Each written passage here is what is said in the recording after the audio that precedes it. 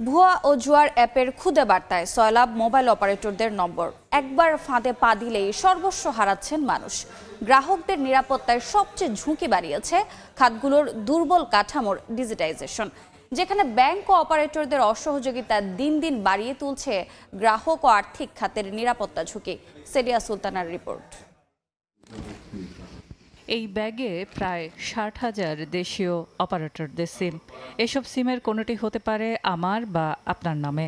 এসব নম্বর ব্যবহার করা হয় বিভিন্ন অনলাইন সাইটে আর জুয়ার অ্যাপে।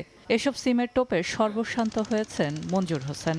যে সেটা তারা বলতেছে দাম কমবে, ওটা কমতেছে, আবার যে সেটা তারা বলতেছে যে দাম বাড়বে, ওটা বাড়তেছে। তো এরকম কয়েকদিন যাওয়ার পরে ইন্ডিভিজুয়ালি নক করে যে আপনি আমাদের এখানে তো অ্যাকাউন্ট করতে পারেন, এখান থেকে আপনি বিজনেস করতে পারেন। মঞ্জুর আমাদের দেয়া পোশাকি নাম। অনলাইনে মঞ্জুর সাহেবের স্টক করা পেজগুলো ফলো করে দফায় দফায় হাতিয়ে নেওয়া হয়েছে 18 লাখ টাকা।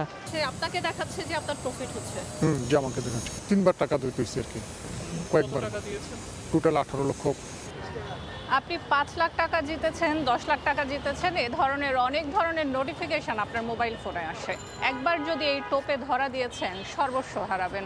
এখনো পর্যন্ত কোনো এজেন্ট ব্যাংকিংয়ের সাইবার দুর্বৃত্তায়ন হলে পরে তারা তথ্য পুলিশকে দিতে চান না। তাদের নিজস্ব নীতিমালায় কাস্টমারের ডেটা প্রোটেকশনের নামে তারা কিন্তু কিছু কিছু ক্ষেত্রে না বুঝেই অনেক অপরাধীদেরকে তারা প্রোটেকশন করছে।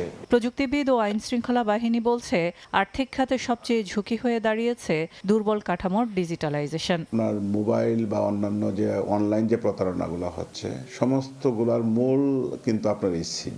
ডিজিটাল ফিনান্সিয়াল ক্রাইম বেড়েছে স্বীকার করে বাংলাদেশ ব্যাংক বলছে, গ্রাহকদের নিরাপত্তা নিশ্চিত করতে হবে তাদেরকেই। গোয়েন্দা সংস্থা বা যারা কাজ করতে চায় আইন শৃঙ্খলা বাহিনী, তাদেরকে যাতে পর্যাপ্ত তথ্য দেওয়া হয় এই ব্যাপারে একদম স্ট্রেট সিদ্ধান্ত নির্দেশনা দেওয়া আছে এমএফএসগুলোকেও, ব্যাংকগুলোকেও। তবে গ্রাহকদেরও ফিনান্সিয়াল টেকনোলজি সম্পর্কে সচেতন হওয়ার পরামর্শ বাংলাদেশ ব্যাংকের।